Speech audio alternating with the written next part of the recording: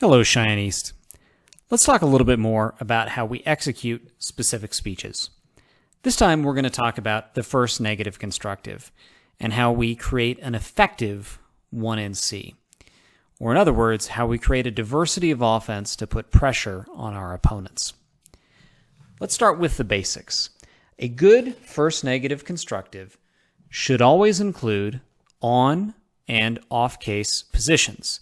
You should be attacking the affirmative case proper, and you should be reading things like disadvantages, topicality, counterplans, and if we have them, critiques to attack the off case aspects of the affirmative.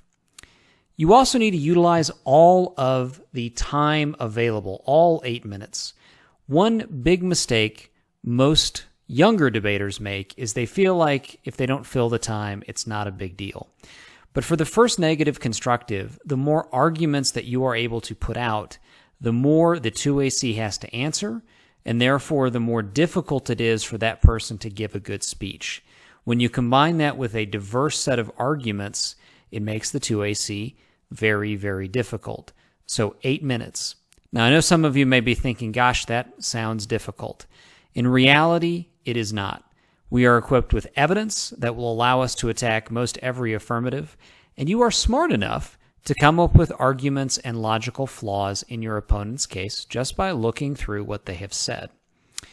Third, you have to tailor the 1NC to your judge.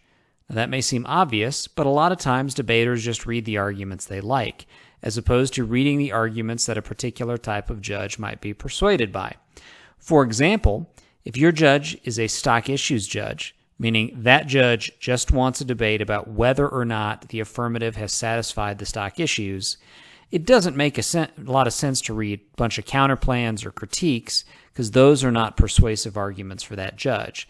Instead, your 1NC should be focused in on the stock issues.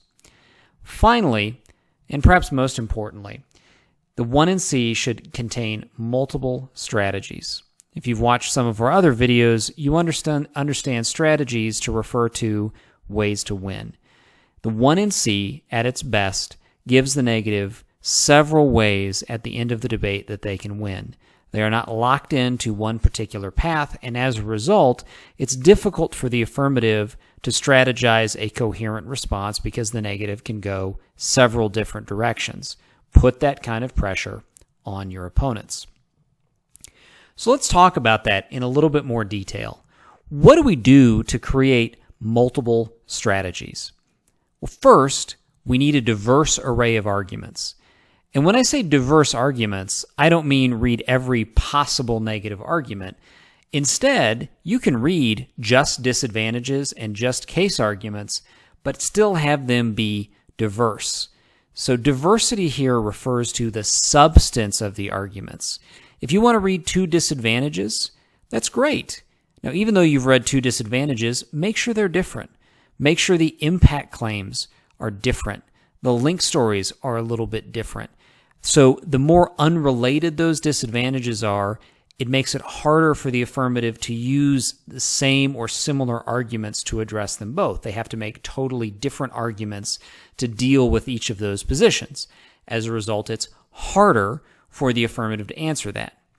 Likewise, when you are on the case, if you go to, say, solvency and make 5 arguments as to why they don't solve, but all of the reasons are the same for why they don't solve, then a smart affirmative will simply say, all of these are the same argument, and here's my response. And they will group those arguments together and respond to them all at once. However, if you make 5 solvency arguments that are all different reasons as to why the affirmative doesn't solve, it becomes much harder for the affirmative to deal with that because they have to answer each of those individually. Next, you need to mix offense and defense. And this is more true about on-case positions. As you've heard about in other videos, negative off-case positions are always offense. There are always reasons for the negative to win. But when you are on the case, if we have case turns, if you've watched our offense-defense video, utilize those. In addition, you should read defense. You should minimize the inherency claims, for example, or the impact arguments for a harm or advantage, or the ability for the affirmative to solve their case. Those are important. But having a mix of offense and defense is another great way to put pressure on your opponent, making it much more difficult for them to deal with your 1NC. Finally, you have to mix a combination of on-case arguments that are both evidence-based and logic-based. Now, some of you might be thinking, well, if I have a piece of evidence, why wouldn't I just read that as opposed to making a logical argument? Here's why. Most debaters who don't think about the game of debate, which is what we are trying to do with these videos, and ultimately with how we approach the game of debate, they will treat all arguments equally. Meaning, you make a 10-second logical argument, they will treat that as essentially the same threat level as a piece of evidence. So by mixing and matching logical arguments and evidence, you can first get a time trade-off because the other team will answer your logical argument roughly the same as they would a piece of evidence. But you also get a focus trade-off because rather than them recognizing the threat from, say, a really strong piece of evidence, they'll make sure to answer that logical argument. Or you might get the flip side, where they ignore the logical argument and answer the evidence, in which case you can exploit that logical argument and then read additional evidence in later speeches to support it. But the idea here, again, make the 2AC's life difficult. Force them to make choices about how they're going to prioritize arguments, or let them make the default mistake of just answering all arguments the same way. Finally, let's talk about how the multiple strategy approach really plays out and why it's valuable. On the left side of your screen is a table of what some teams will put together for a first negative constructive. They will read some on-case positions, minimizing the advantages, attacking solvency, attacking inherency, sort of covering the waterfront of the affirmative case. And then they will read a disadvantage. Now, you may look at that and go, gosh, well, that sounds like a lot of arguments, sounds like a lot of ways for the negative to win. In reality, for the vast majority of judges, that creates one way of winning. And you may think, well, why is that? That doesn't make sense. There's a lot of arguments there. Well, in the left-hand column for on-case arguments, at least the way I have drawn this up, those are defensive arguments. And if you remember from our offense-defense video, defensive arguments are a reason that you shouldn't lose or that the other team's argument isn't as strong. It isn't a reason for the judge to vote for you. So the only offensive argument this 1NC has put out is the disadvantage. So for the negative to prevail in this case, they would have to win the disadvantage and win the case arguments. So minimize the affirmative case, win the offensive argument on the disadvantage. That is one way of winning. It's unlikely they could just go for the disadvantage without minimizing the affirmative case, because then the affirmative will simply say, well, if you compare the weight and impact arguments of the affirmative to this singular disadvantage that they are probably reading some arguments against, you vote affirmative. Tough way for the negative to win that debate. Let's look at the table on the right. On-case positions, pretty similar. They're attacking solvency and they're minimizing advantages. Defense. Didn't put any case trends in there, so just defensive arguments on the case. And off the case, or as it says on this slide, on the case, but that should be off-case positions, they're reading two disadvantages, topicality, and a counterplan. Those three extra off-case positions produce 4 more ways for the negative to win the debate. Let's walk through those. So you still have the same strategy from the table on the left. You have the disadvantage plus minimizing the affirmative case. But now because you've read 2 disadvantages, you get that twice. You get 1 disad plus minimizing the case, the other disad plus minimizing the case. So there's 2 strategies. Topicality is a strategy in and of itself. You can go for that at the end of the debate and win just on that. So there's number 3. The counterplan plus the net benefit, and if you're wondering what the net benefit is, check out our counterplan video. But the counterplan can solve the affirmative case and then you have a net benefit maybe in the form of one of those disadvantages. That's strategy number 4.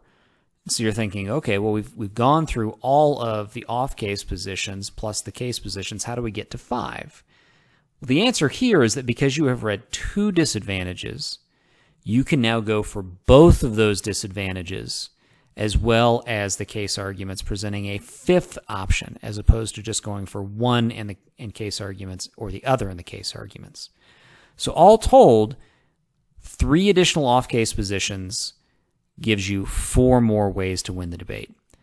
As a result, the strategy on the right is far more effective for the negative and far harder for the affirmative to answer. So, how, based on that, do I then go about making sure I always give an effective 1 in C? A few tips. First, like just about everything in debate, to the extent that you can prepare it before you ever step foot in a debate round, you should. We are going to know what other teams are going to read on the affirmative. We're going to debate them. We're going to see them in rounds. We're going to know. So we can then take that knowledge and pre-prepare a 1 in C tailored to beat that affirmative. So to the extent you can do that, great. Likewise, we'll be able to see on the Open Evidence Project what some affirmatives are, and we can prepare against those. Second tip, find your A game. What this means is you should figure out long before you start debating in rounds, just by practicing, thinking, and reading, what are the arguments that you feel the most comfortable with? Some people, for example, fall in love with topicality. So because they love topicality, they get good at topicality. So that's always something to include in a 1 in C because it allows them to play to their strengths. Some people love disadvantages or counterplans or case turns. Whatever it is, figure it out. Or you might be more predisposed to one disadvantage we have over another, and if they both apply, go with the one that you're most comfortable with. But you got to think about that before you get into the round. Third, and frankly most underrated portion of giving a good 1 in C, listen to the first affirmative constructive. A lot of times debaters, in a rush to prepare a 1 in C, they're looking at their files, they're flowing, but they're not listening and thinking about the 1AC. This, again, is why doing your work ahead of time is really important. If you've got a good 1 in C kind of in the bag for a particular affirmative or a particular team, you can listen to the 1AC. You might catch a change that is important, or you might notice a flaw that you didn't before, or you might think of, oh, we have this additional argument that applies. But you should be listening to the 1AC so you can understand it and better attack its weaknesses. Finally, communicate with your partner. You're in this together. It's a team event. You and your partner, whether you're the 1 in C or the 2 in C, both need to be on the same page about the arguments that are going to get read in the 1 in C. Now, you can do this before you head into the round, best bet, or you can do it in the round. But either way, put your heads together. Utilize your collective knowledge and brain power to figure out what the best strategy is using these guidelines, and you will set yourself up for success.